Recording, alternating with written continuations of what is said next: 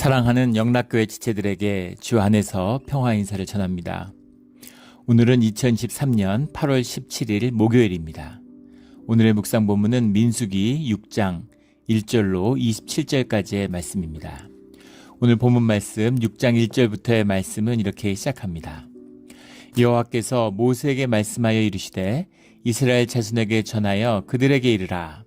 남자나 여자가 특별한 서원 곧 나실인의 서원을 하고 자기 몸을 구별하여 여호와께 드리려고 하면, 나실인의 법에 대한 말씀, 민수기 6장의 말씀입니다. 이스라엘 자손에게 전하여 그들에게 이르라. 남자나 여자가, 보통 우리 구약을 보게 되면 모든 서원이나 서약이나 또는 주님과의 어떤 언약의 책임을 남자에게 지우는 것을 볼 수 있습니다. 가부장적인 사회고 또 남자가 중심이 된 사회였기 때문에 그래서 남자에게 책임을 지우는 그런 것이죠. 그러나 나실인의 법에서는 남자와 여자의 구분이 없다는 것입니다. 신앙의 원형적인 것이죠. 공동체의 몫이 있어요. 가족의 몫이 있습니다. 그러나 우리가 신앙으로 주님과 함께 한다고 하는 것은 내 몫이 있는 것이죠. 내가 주님 앞에 나가서 내 인격으로, 주님이 주신 내 삶으로, 내 영으로, 나의 심령으로 주님께 서원하는 그 자리가 나실인의 것이다. 그래서 오늘 우리의 신앙적인 원형, 이것이 이제 나실인의 법이 되겠죠. 나실인이라는 것은 이제 나지르라는 말인데, 나자르라는 말이 이제 원형이에요. 구별하다라는 말입니다. 구별하다라는 말이 주 안에서 이제 거룩하단 말이죠. 구별되고 구별된. 우리 크리스찬이 모두 구별된 사람들이잖아요. 교회가 세상에서 구별된 자들입니다. 세상으로부터 주님의 부름을 받아서 구별된 것이죠. 그 구별된, 우리의 믿음의 자리에 있지만 그 안에서 주님의 안에서 구별된 그런 나실인의 부름이 있다. 주님을 향한 특별한 서원이다. 이렇게 이야기하고 있습니다. 특별한 서원할 때 특별한이란 말이 이제 야플리라는 말인데, 영어로는 이제 원더 이렇게 해석을 했어요. 놀라운, 대단한, 큰 그런 서원이다. 특별한 서원이다. 이렇게 해석을 했는데, 서원이라는 말은 네데르라는 말입니다. 성경에 보면 이제 그 서원, 그 서약, 언약, 이런 표현들이 많이 나옵니다. 우리말부터 보면은 서약, 이런 말이 있죠. 맹세할 서자에다가 묶을 약자를 쓰는 겁니다. 맹세함이 묶여 있다라는 그 서로 양자 간의 약속이다라는 것이 이제 들어있는 거죠. 쌍방 간에, 상호 간에 이제 그 약속이다, 묶여 있다, 이런 뜻이 강조된 서약이라는 표현이 있고, 그 다음에 서원이라는 표현이 나옵니다. 성경에 서원이라는 표현이 오늘 나오는 특별한 서원. 서원이는 이제 맹세할 서자에다 원할 원자. 이건 주체적인 게 강조되는 거죠. 내가 이렇게 하겠습니다. 내가 이렇게 앞으로 이렇게 합니다라고 하는, 하겠습니다, 할 겁니다라고 하는 그런 게 서원의 뜻, 원한다라고 하는 자원하는 주체적인, 주관적인 이런 측면이 강조된 부분이겠죠. 그 다음에 이제 맹세라는 말 있죠. 맹세하다라는, 이게 맹세할 맹자에다가 맹세할 서자를 쓴 거죠. 맹세. 이거는 이제 공동체적인 걸 더 강조하는 거죠. 그룹이 된, 그런 게 더 이제 선포되는 그런 의미가 강조된 겁니다. 구약에 보면 세 가지 단어가 많이 나오는데, 오늘 나오는 네데르라는 말이죠. 라다르라고 하는 말이 이제 원형인데, 나다르라는 말이 원형인데, 이것은 이제 구별하다는 뜻도 있고 어렵다는 뜻도 있습니다. 그러니까 언약을 맺고 지키는 것이 그만큼 어렵고 험난한 과정이다. 이것을 감내하겠다라고 하는 뜻이 이제 들어있는 거죠. 또 많이 나오는 것 중에 하나가, 이걸 구별해서 딱 썼으면 좋은데 여기저기서 어떨 땐 서원으로, 어떨 땐 서약으로, 어떨 땐 언약으로 이렇게 해석을 하고 있죠. 너무 많이 나와서 그 예를 다 들 수가 없지만, 그런 구분들이 분명히 되지는 않습니다. 에사르라는 말이 또 나와요. 아사르라는 말이 원형인데, 이것은 묶는다라는, 멍해라는 뜻이죠. 그래서 그 언약이라는 걸 한번 하면은 꼭 지켜야만 되는 것이니까, 그래서 멍해라는 뜻에서 온 에사르라는 말을 쓰기도 합니다. 또 하나가 이제 야라흐라는 말인데, 알라흐라는 말, 그것도 역시 언약한다. 이제 이것은 이제 말하다라는 말에서 온 거예요. 얄라흐라는 말이 이제 7번 말한다, 이런 뜻입니다. 7번. 그러니까는 내가 지킬게, 꼭 지킬 거야. 이거를 7번이라는 숫자는 그 성경에서 굉장히 중요한 숫자죠. 신적인 의미, 완전한 의미. 꼭 지키겠다. 뭐라 할 수 없는 완전한 약속을 했다. 이런 의미가 야라라는 말에 들어있는 것이죠. 이게 이제 성경에 쓰인 언약, 약속, 서원 이런 의미예요. 오늘 본문에 나오는 특별한 서원 네다르라는 말은 그만큼 어렵고 힘든 그런 구별된 이런 약속을 드렸다라는 겁니다.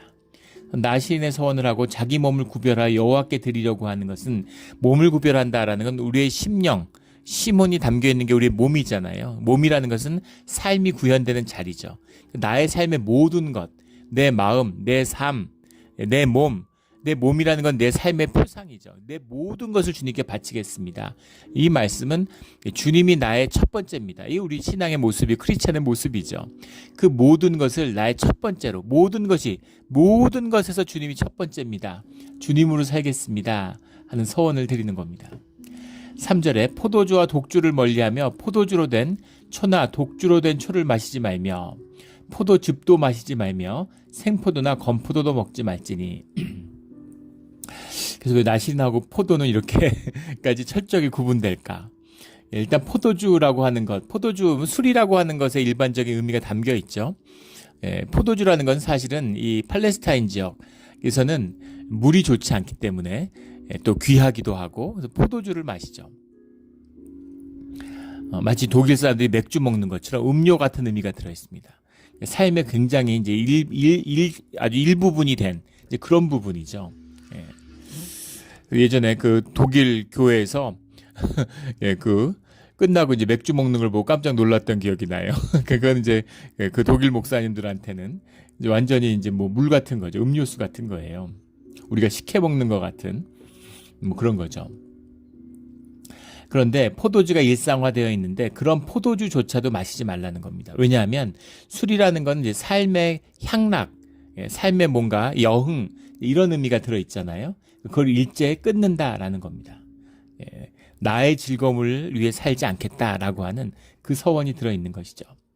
포도주로 된 초나 독주로 된 초를 먹지 않으라. 초라고 하는 것은 이제 호메츠라고 하는 말인데 비니거지 영어로 하면. 우리 초라고 해석한 그대로 식초인데 이걸 이제 식초처럼 발효시켜 가지고 빵을 찍어 먹었다고 그래요. 지금도 그렇죠. 이제 서양 문화에 보면 왜 포도주하고 식초를 섞어 가지고 근데 그걸 뭐라 그럽니까? 거기다 이제 빵을 찍어 먹잖아요. 그렇게 먹는 빵인데 빵의 맛을 더하기 위한 것이죠. 그러니까 포도주와 같은 영뿐 아니라 빵에다가 맛을 더하는 것, 뭔가 삶을 윤택하고 아름답게 만드는 그런 일을 하지 않겠습니다라고 끊는 것이죠. 그리고 포도즙도 마시지 말며, 즙이라고 해석을 했는데 세카르라는 말이에요. 이게 스트롱, 강하다 이런 말입니다. 강한 포도주가 무슨 포도주일까요? 포도주의 도수를 발효해서 더 강화시킨 거죠. 그 포도주를 이제 보통 술이라는 게 보통 이제 발효를 한 다음에 거기다 물을 섞잖아요. 그래서 이제 그 도수를 조절하는데 그걸 더 강화시킨. 특히 포도주 같은 건 이제 끓이죠. 끓여가지고 더 정제를 하는 거죠. 우리가 흔히 아는 꼬냑이라고 하는 거. 뭐 꼬냑이 이제 그 대표적인 이 포도주를 발효 도수를 높인 술이잖아요. 그럼 독하죠. 뭐 몇십 도씩 하죠. 포도주는 도수가 약하지만 꼬냑 같은 건 이제 도수가 세잖아요. 그런 걸 말하는 겁니다. 세카르라고 하는 것, 그런 강한 더 발효된 도수가 강한 그런 술도 마시지 말며. 근데 생포도나 건포도도 먹지 말지니. 생포도나 건포도는 먹지 말아야 될까? 포도라는 건 이제 성경에서 여러 군데 나타나지만 기쁨, 축제, 풍요 이런 걸 상징하는 표상이죠. 삶의 어떠한 즐거움도 내 삶을 기쁘게 하는, 내 배를 채우고 나를 기쁘게 하는 그런 기쁨을 다 끊습니다라는 겁니다.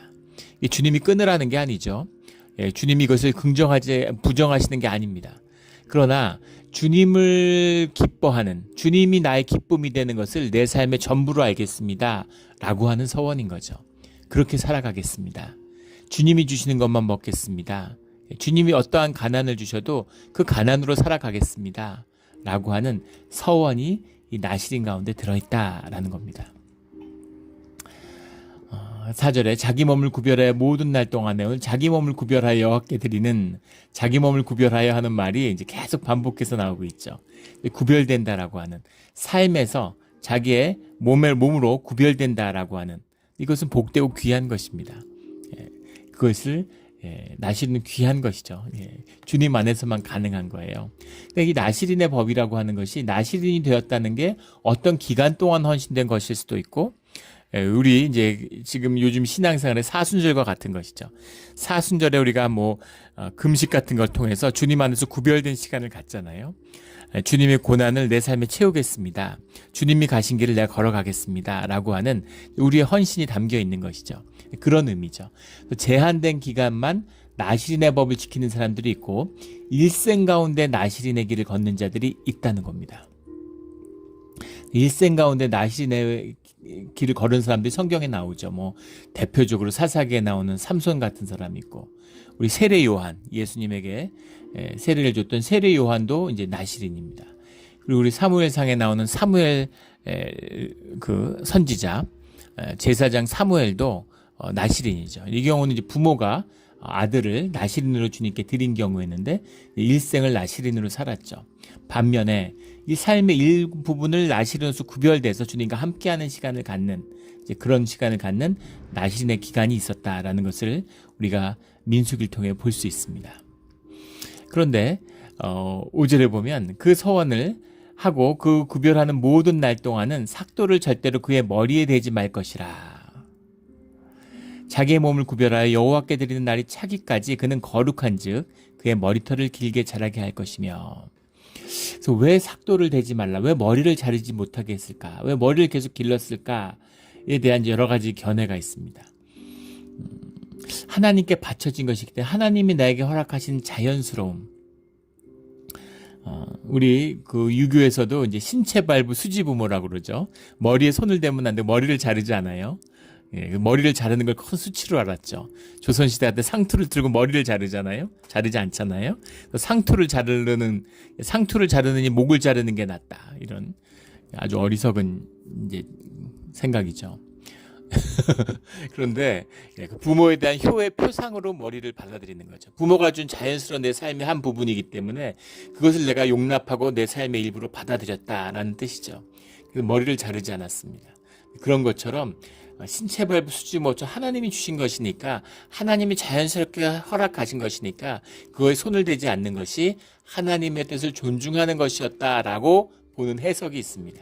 그런 견해도 있고, 또 다른 것은 머리라는 것이 생명의 능력을 상징하는 것이다. 머리가 이제 굉장히 빨리 자라죠. 몸에서 가장 세포 분열이 활발한 것이 머리입니다. 그래서 머리라는 것이 생명의 표상이고, 머리 된 자가 되게 하시고 머리가 되었다 이렇게 얘기를 하잖아요. 근데 이 머리카락이라는 것이 머리를 덮고 있고 우리의 생명과 존귀함을 상징하는 표상이기 때문에 생명의 능력이다라고 하는 이제 그런 의미가 들어있다, 그런 뜻이 이제 있는 것이죠. 그렇게 보는 견해도 있고, 또 하나는 이제 이것이 하나의 경건의 어떤 수단과 같은, 주님한테 구별되어서 머리를 꾸미지 않는다. 머리가 길면은 우리 이제 그 가톨릭의 수녀님들 같은 그런 분들 보면 머리를 이제 다듬지 않죠. 머리를 그냥 이제 생머리 기르잖아요. 머리가 이제 보기가 싫고 다듬지 않아야 되니까 머리에다가 이제 머리를 가리죠. 두건 같은 걸 쓰는 거죠. 근데 그렇게 하는 것처럼 경건의 수단으로 머리를 꾸미지 않고 머리에다가 머리 손질하고 머리에다가 신경 쓰고, 우리가 자고 나면 막 모자 쓰잖아요. 머리가 이상하면. 머리를 이렇게 손보는 거, 머리 손보는 게 얼마나 손이 많이 갑니까? 그런 거 하지 않겠다. 그냥 생머리로 길게 이렇게 머리를 앞에 들이워가지고 나를 꾸미지 않는다. 주님한테 감출 것이 없고 사람들 앞에서 나를 꾸미지 않는다는 그런 경건의 수단으로 썼다. 이제 그런 견해도 있습니다. 근데 그것보다도 이제 이 머리를 손을 대지 않는다는 것이 사실은 이제 그 제사장의 율법이죠. 제사장에게 머리에다가 기름을 부어요. 머리카락을 관이다. 머리에 쓴 관과 같은 의미가 있는 거죠. 그래서 이것이 주님 안에서 거룩하게 구분받는 그런 경건함의 상징이 되는 겁니다. 그 율법을 지키지 못하면 머리를 미는데 그것도 마찬가지죠. 9절에 보면 너희가 머리를 더럽히면, 구별한 자의 머리를 더럽히면, 죄를 지어서 그 곁에서 갑자기 죽어서 스스로 구별한 자의 머리를 더럽히면, 머리를 더럽혔다라는 표현이 나오는데 경건의 이제 법칙이죠. 율법이죠. 죽은 자를 뭐 보살폈거나 죽은 자의 시체가 닿았거나 죽은 자 옆에 있었거나 그렇게 경건의 것을 지키지 못했으면 머리를 더럽히면 그 몸을 정결하게 하는 날에 머리를 밀 것이니 일곱째 날에 밀 것이며 첫째 날에 그 죄를 지었는데 7일이라는 것은 주님의 완전한 수 충분히 찬 수잖아요. 주님이 정한 날짜입니다. 이래죠. 그래서 그것이 지날 때까지 기다려서 7일째에 머리를 밀어라 이렇게 되어 있는 겁니다. 근데 머리를 밀면 안 되죠. 레위기 19장이나 신명기 14장에 보면 머리를 못 밀게 돼 있어요. 그 당시에 종교적인 결례나 제사장들, 애굽의 제사장들을 벽화 같은 데 있는 거 보시죠. 다 머리를 밀었어요. 머리를 밀었는데 머리 밀지 마라. 이방 풍속이고 우상 숭배 풍속이다. 머리 밀지 마. 이렇게 얘기했는데 그런데 이 경건의 날, 나실인의 법을 지키는 동안에 더럽혀졌으면 머리를 밀라는 거죠. 그래서 굉장히 예외적인 것이죠. 그래서 머리의 의미라고 하는 것이 주님의 영광이 나타난 주님의 말씀을 듣고 순종하는 것이 주의 영광이죠. 그 영광이라고 하는 것의 표상이 머리카락인데 주님의 기름 부음을 받은 제사장의 관과 같은 것이라는 거죠. 그런데 너희가 몸으로 만약에 그 율법을 더럽히고 언약을 어겼다면 밀고 다시 시작하라는 겁니다. 그래서 그런 경건의 의미로 받아들이는 것이 더 설득력이 있지 않을까. 물론 그 뜻이 모든 뜻이 다 들어있을 수 있겠죠. 그래서 이제 머리를 손을 대지 말아라. 삭도를 절대 그의 머리 대지 말 것이라 이렇게 말씀하고 있습니다. 그리고 6절에 자기의 몸을 구별하여 여호와께 드리는 모든 날 동안은 시체를 가까이 하지 말 것이요. 시체라고 하는 것은 이제 죽음이죠. 죽음의 결과죠. 죽음이라는 것이 죄의 결과이기 때문에 시체는 죄의 표상이에요. 시체를 가까이 하지 말라는 것은 죄를 멀리해야 된다. 죄 짓지 말아라 라고 하는 것이죠. 그러니까 그 의미가 담겨 있는 겁니다.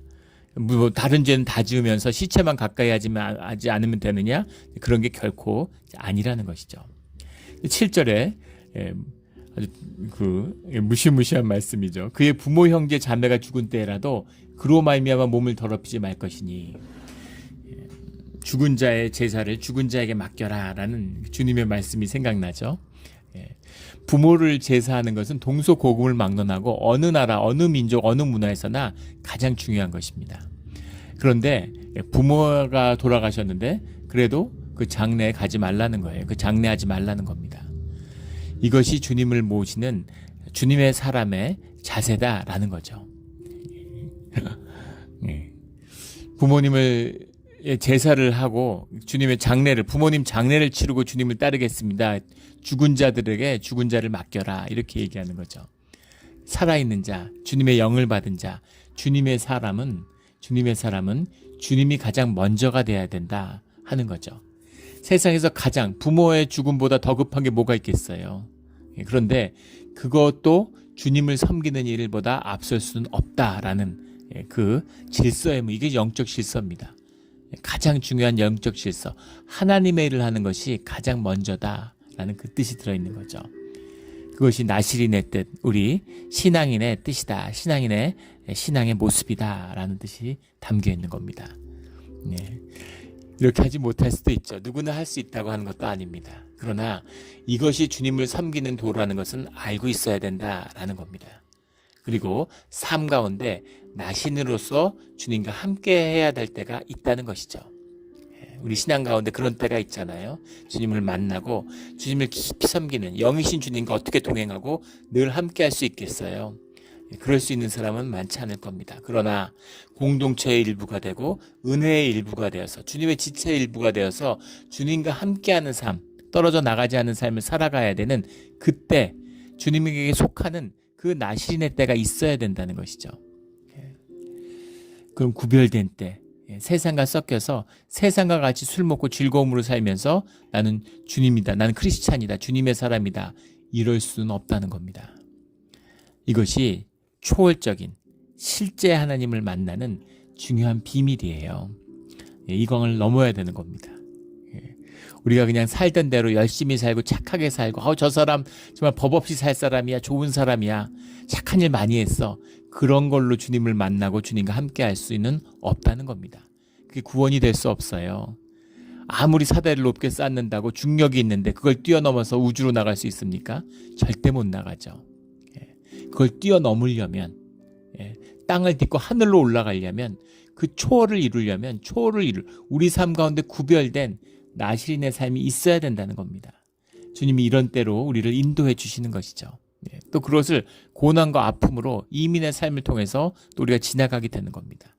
마치 터널을 지나가는 것처럼 아무것도 보이지 않는, 그러나 주님을 내 삶의 가장 우선으로 만나고 주님만 의지하고 주님께 기도하는 그 삶을 살아가게 되는 것이죠.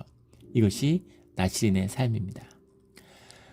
그런데 그렇게 몸을 구별하는 그런 모든 날 동안에 여호와를 거룩하게 해야 하는데, 만약에 너희가 그것을 거룩하게 구별되지 못했더라면, 그랬더라면 머리를 밀고 7째 날에 10절에 보면 8째 날에 산비둘기 2마리나 집비둘기 새끼 2마리를 가지고 회막문에 와서 제사장에게 줄 것이요. 제사장은 그 하나를 속죄제물로, 하나는 번제물로 드려서, 속죄물이나 번제물이나 다 번제물이죠. 그런데 번제와 속죄를 구분하는 이유는, 속죄라는 걸 레하다트라는 말이죠. 하다트라는 게 우리 많이 나오는, 우리 성경 공부하고 제자훈련할 때 나오는 말이잖아요. 관역을 벗어났다라는 거죠. 그래서 이 속죄제물이라는 것은 우리가 부지불식간에 지은 모든 죄들, 그런 죄들을 주님 앞에 고백하는 그 죄에 대한 고백이 들어있는 겁니다. 그리고 번제라는 것은 이제 기본적으로는 주님과 하나 되는 헌신을 뜻하는 것이죠. 그러나 번제에도 당연히 죄사함의 뜻이 들어있습니다. 죄사함 없이 주님과 어떻게 하나가 될 수 있어요? 죄를 안고서 어떻게 주님 앞에 설 수가 있습니까? 그럼 죽는데. 죄사함의 뜻이 들어있죠. 그러나 번제를 드린다는 것은, 번제는 주님 앞에서 대제사장이 드리는 거죠. 속죄제물을 드리는 내가 주님 앞에 속죄한다라는 뜻이 있고, 그 대제사장이 중보자가 돼서 공동체가 세워진다는 그 의미에서의 번제의 의미가 들어있는 거죠. 헌신과 회개가 같이 들어있는 겁니다. 속죄제물과 번제물을 구별해서 주님께 드리는, 그날에 그의 머리를 성결하게 할 것이며, 구별됐다, 이런 말이죠. 12절에 자기의 몸을 구별하여 여호와께 드린 날을 새로 정하고 1년 된 순양을 가져다가 속건제물로 드릴지니라. 우리 속죄제물을 이제 영어로 sin offering 이렇게 해석을 하고, 속건제물을 trespass offering 이렇게 구별해서 이제 번역을 했는데, 레 아샴이란 말입니다. 아샴이라는 것도 죄예요. guilty입니다. guilty. 속건제물로 드릴지니라. 자기 몸을 구별할 때 그의 몸을 더럽혔은즉 지나간 기간은 무효니라. 이제까지 그 나실인으로 지냈지만 이제 그 더럽혀졌으면 그 앞의 기간은 다 무효기 때문에 처음부터 다시 시작해야 되는 것이죠. 지난 기간은 무효니라. 주님 안에서의 완성입니다. 그 완성을 이루어 가야 되는 거예요. 주님의 뜻을 받들고 주님과 함께하는 비밀이죠. 주님은 늘 온전함 속에 머무세요. 온전함이 주님의 실제입니다. 실제를 표현하는 중요한 속성이 온전함이죠. 그 말은 뭐냐면 주님이 100%라는 거예요. 그래서 주님의 뜻을, 우리의 뜻, 내 의지와 주님의 의지를 내 삶에서 섞으려는 분들이 있어요. 에고로 이제 종교생활을 하는 거죠. 그게 종교죠. 근데 그런 일은 결코 일어나지 않습니다. 그래서 종교가 악하고 종교가 결국 마귀짓이 될 수밖에 없는 비밀이 거기에 있는 것이죠. 주님의 뜻이 99%인데 내 것을 1%를 섞어요. 그러면 마귀 되는 겁니다. 한번 생각해 보세요. 세상에서 제일 나쁜 거짓말이 뭐겠습니까? 99%의 진실과 1%의 거짓을 섞어도 거짓입니다. 그리고 99%의 거짓과 1%의 진실을 섞는 것도 거짓이죠. 다 거짓이에요. 근데 어떤 게 더 나쁠까요? 누가 더 사람들이 속아 넘어갈까요? 99%의 거짓이 내 1%의 진실을 섞으면 진짜 거짓말, 누가 봐도 거짓말인데 누가 속아요? 세상에서 아무도 안 속는 거짓말, 그게 무슨 거짓말일까요? 99%의 진실과 1%의 거짓을 섞었어요. 사람들이 다 속아 넘어갑니다. 그게 제일 나쁘고 제일 악한 것이죠. 그래서 몇 프로의 진실을 섞었느냐는 중요하지 않아요. 중요한 건 100%인가 아닌가입니다. 100% 거짓, 100% 거짓이 뭐예요? 100% 거짓은 100% 참하고 똑같은 겁니다. 100% 온전함이 신적인 비밀이에요. 주님의 비밀입니다. 100%를 이루면 거짓과 참이 없어요. 온전함, 주님의 선함이 이루어지는 거죠. 이게 선악과에 담긴 비밀입니다. 우리는 온전하지 못해요. 그래서 우리가 판단하는 것은 눈을 선과 악으로 나누려고 하잖아요. 내 눈에 들보가 있는데 남의 눈에 티를 문제 삼는 겁니다. 아유, 저런 티를 가지고 있고, 아유, 저런 사람이 무슨 장로야, 저런 사람이 무슨 권사야, 이러는 거죠. 내 죄가 산처럼 쌓였는데 교회 와가지고, 아, 교회가 뭐가 이래, 뭐 이런 식으로. 그런 것이 에고의 사람들, 거짓의 특징이죠. 온전하지 못하기 때문입니다. 내 죄를 받아들일 수 없으니까. 어떻게 내 죄를 받아들여요? 하나님의 순수한 영이 내 안에 있는데, 좋은 거 누구나 다 알죠. 나는 악하고 나는 죄 짓잖아요. 그 아픈 진실을, 그 수치를 받아들일 수 없는 것이죠. 그래서 정죄하는 것입니다. 인간의 특징이죠. 죄인의 특징입니다. 그런데 주님은 온전함으로 임하시는 거죠. 온전함으로 임하시기 때문에 100%로 임하는 거예요. 내가 이렇게까지, 제가 3년 동안 금식했습니다. 전 3년 동안, 30년 동안 새벽 기도했습니다. 그게 무슨 의미가 있습니까? 오늘 나의 삶에 그게 무슨 의미가 있어요? 주님과 함께해서 삶이 자라나고 변화됐다는 것을 부정하는 게 아니죠. 그러나 그렇다고 해서 주님 안에서 온전함을 이뤘다? 아닙니다. 내가 무슨 짓을 해도 온전함을 이루지 못해요. 내 삶의 온전함을 이룰 수 있는 오직 한 가지 비밀은 십자가의 주님이 우리와 함께 해주시는 겁니다. 주님과 연합할 때, 주님과 하나가 될 때에만이 우리 삶의 온전함을 이룰 수 있는 거죠. 이것이 온전함의 비밀이에요. 그래서 너의 지나간 것은 다 무효다라고 하는 주님의 말씀이 여기 있는 것이죠. 그의 몸을 더럽혔은즉 지나간 기간은 무효니라. 교회에 다니다 보면 뭐 그런 분들 많이 만나잖아요. 예전에 교회 권사님이 교회를 안 나오세요. 신방을 갔는데 단순히 무슨 상처받고 사건 때문이 아니라 그런 얘기를 하시는 거예요. 이게 타락한 오늘날 교회의 모습이죠. 교회에서 나고 자라고 무슨 중고등부 학생회장부터 해서 뭐 나중에 그 여신도 회장을 연령대별로 다 하고 집사 권사 직분 다 맡고 뭐 부서장 같은 거 다 했다는 거예요. 근데 별거 없더라는 거죠. 교회가 뭐 교회고 뻔하지 않느냐 이거예요. 그게 종교 생활의 끝입니다. 나실인의 법을 말씀하시는 주님의 뜻이죠. 유대인으로 태어나서 매일 제사 드리고 율법을 어려서부터 다 지켰습니다. 주님이 그것을 뭐라고 그러시는 게 아니죠. 나쁜 게 아닙니다. 귀한 것이고 옷이에요. 귀한 것이에요. 삶의 진실을, 우리의 몸을 육신에 담잖아요. 육신이 나쁜 것입니까? 아니죠. 육신은 귀한 것이에요. 그런데 주님이 칭찬하신 거죠. 아, 잘했구나. 정말 잘했구나. 부자 청년이 와서 어려서부터 다 내가 지켰는데 이제 내가 할 게 뭐가 있습니까? 네가 다 지켰구나. 그러면 네 소원이 뭐냐? 너의 가진 것을 사람들에게 다 나누어줘. 그리고 이제 나와 함께하자. 그게 결론 아닙니까? 다 했어. 다 했구나. 너 학교 다니면서 공부 열심히 하고 정말 수고 많았어.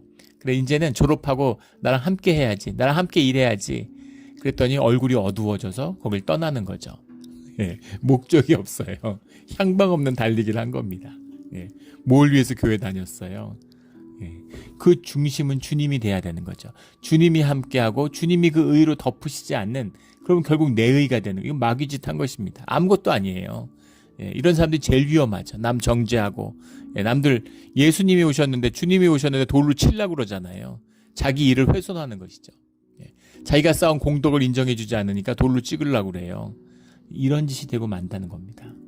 자기 몸을 더럽혔은즉 지나간 기간은 무효니라라는 이 말씀이죠. 오늘 하루에 주님의 은혜로 우리의 성결을 지키는 우리의 신앙의 자리가 되기를 주의 이름으로 축원합니다.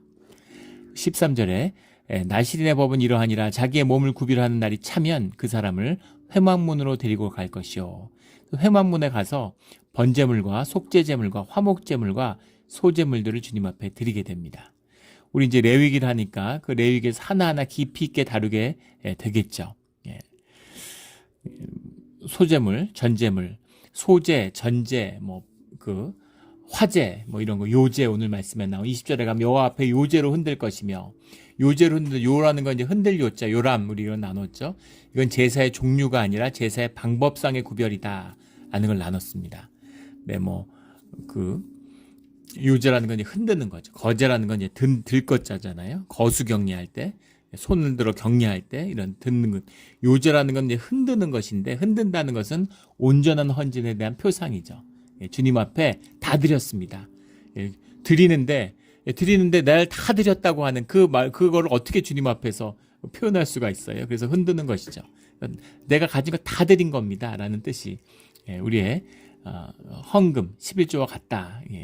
일부를 드렸지만 제 것을 다 드렸다는 표상이 그 안에 담겨 있는 거죠. 다 주님 겁니다.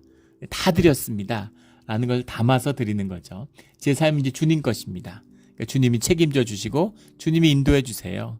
주님이 모든 삶의 가는 길을 책임져 주세요. 그 뜻이 들어있는 거죠. 그런 의미에서의 온전한 헌신, 요제, 흔들어 드렸다 이런 겁니다. 그래서 다 제사장에게 돌릴 것이니라. 그 요제로 흔들어 드린 가슴과 받아 들어 올린 넓적다리는 들어 올렸다라는 게 거제잖아요. 거제라는 건 주님께 올려드렸다가 그것을 내릴 때 주님의 것으로 내가 다시 받았습니다 라는 뜻이 드는 거예요. 주 안에서 내가 나눕니다. 그러니까 화목제물도 그렇지만 다 같이 나누어 먹는 것이죠. 그럼 나시린이 포도주를 마실 수 있느니라. 마실 수 있다. 이제부터 술 마셔라 이런 얘기가 아니라 주님 안에서 이 모든 과정이 끝맺혀졌음을 전제로 드리는 소제물과 전제물, 기름을 붓기도 하고 포도주를 붓기도 하는데 주님 안에서의 하나 됐음, 이 예배를 통해서 주님과 이제 하나 됐음이 완성됐습니다. 그것이 이루어졌습니다라는 걸 확인하는 것이 주님께 드려진 그 포도주를 내가 받아서 마심으로, 이건 주님의 것이죠. 주님과 하나 되었습니다. 주님의 것입니다라는 걸 확인하는 것이다 라는 뜻이 들어있는 것입니다. 그래서 이것으로 나시인의 기간이 완성되는 거죠. 마지막에 포도주를 마심으로. 재밌잖아요. 포도주는커녕 건포도도 못 먹는, 포도 껍질 씨앗도 못 먹는, 그렇게 시작한 나시린의 거룩함, 구별됨인데 그 포도주를 마시는 것으로 그 나시린의 삶, 경건이 완성되는 거죠. 기가 막힌 겁니다. 이게 주님과 함께하는 삶의 비밀이에요. 예수 믿었다고 죄 안 짓습니까? 구원파가 하는 소리죠. 죄가 없어졌다고, 구원이 완성됐기 때문에 구원의 확신이 있으면 구원을 이루었다고. 그런 구원이 어디 있습니까? 성경에.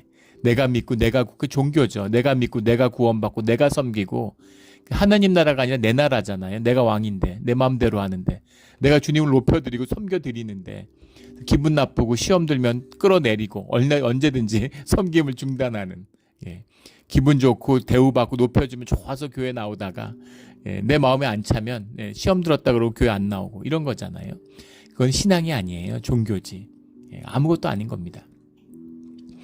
주님께 구별돼서 주님께 드려진 삶, 그 삶을 이루었다라고 하는 것이죠. 22절에 제사장의 축복이 나와요. 그러니까 뜬금없이 왜 제사장의 축복이 나올까? 나시린의 이 율법과 규례가 나신으로 세워지는 것이 제사장이 세워지는 것과 똑같습니다. 그래서 나시린의 의미가 제사장의 의미라는 걸 볼 수 있죠. 이게 신앙의 참된 뜻이에요. 제사장이 누굽니까? 우리 교회에서 제사장이 누굽니까? 이렇게 물어보시면 교회에 이제 처음 나온 분들은 목사가 제사장인 줄 압니다. 아니죠. 제사장은 우리 모두예요. 왕 같은 제사장으로 부름을 받았죠. 우리가 제사장입니다. 신앙이 믿음의 사람, 주의 자녀가 다 제사장이에요. 세상과 하나님을 화목케 하는, 중복케 하는 제사장으로 부름을 받았습니다. 그 축복, 나시린의 축복인 거죠. 제사장의 축복이 나시린의 축복입니다. 그 축복이 선포되는 것이죠. 오늘 24절부터 26절까지 나온 축복의 말씀입니다. 여호와는 내게 복을 주시고 너를 지키시기를 원하며, 여호와는 그의 얼굴을 내게 비추사 은혜 베푸시기를 원하며, 여호와는 그 얼굴을 내게로 향하여사 평강 주시기를 원하노라. 복을 주기를 원하시고 은혜를 베푸시기를 원하시고 평강 주시기를 원하노라. 평강이라는 건 화목이죠. 주님과 하나 되고 이웃과 하나 되고 부부가 하나 되고 가족이 하나 되고.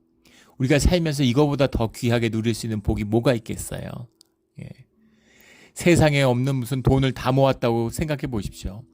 부부가 원수지고 부모 자식이 원수지고 서로 막 소송 붙고 한국의 재벌인데 창업주가 나이가 들었어요.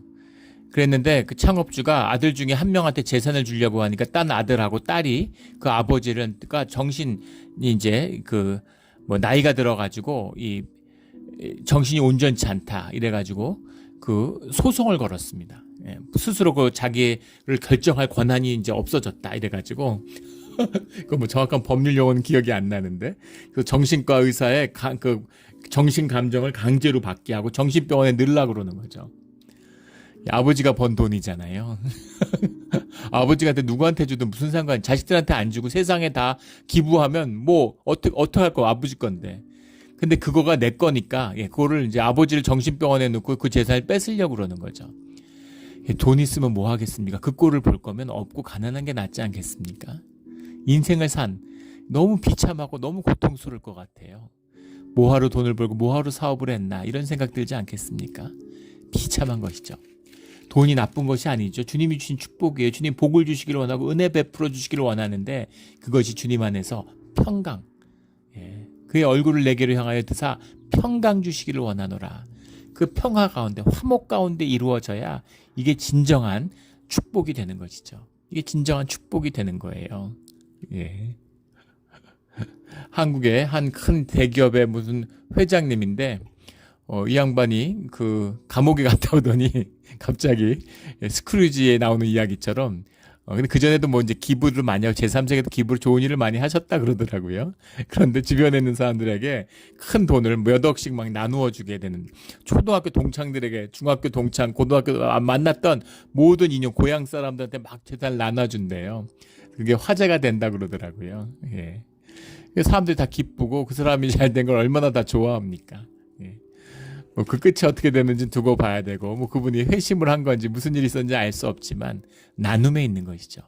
나눔의 기쁨, 하나됨의 기쁨, 주님이 주시는 기쁨, 주님이 주시는 기쁨, 모든 걸 낳고 영원히 살 수 있는 그런 약을 주님이 주셨는데 그 약을 내가 먹는 거 그게 뭐가 문제입니까? 근데 그 약을 집에 산더미 같이 쌓아놨는데 아무도 안 주고 나만 먹는다. 이건 죄죠. 이런 겁니다. 나눌수록 풍성해지는 그 축복, 이 축복을 주님이 하늘의 축복을 우리에게 주기를 원하시는 거예요.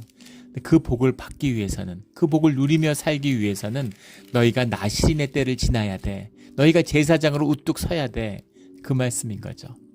우리 나시린의 때를 지나서 제사장으로 우뚝 서서 주님이 주시길 간절히 원하는 복과 은혜와 평강을 주님 안에서 받고 누리는 우리의 삶이 되기를 주의 이름으로 축원합니다. 아멘. 기도드리겠습니다. 하나님 아버지 감사합니다.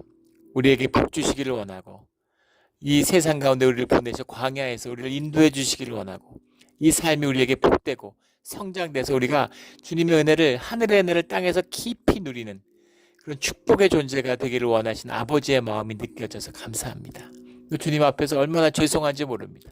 그 큰 기대와 소망을 받으면서도 생존을 두려워하고 육신을 도모하고 육신의 얕은 쾌락에 삶의 큰 보물을 놓치는 주님이 진주와 같은 보석을 주셨는데 엿을 바꿔먹고 달다고 좋아하는 우리의 어리석음을 돌아보게 됩니다. 주님 불쌍히 여겨주시고 주님 인도하시는 그 길을 우리 가운데 끝까지 이루어 주시옵소서. 감사하며 예수 그리스도 이름으로 기도드렸습니다. 아멘.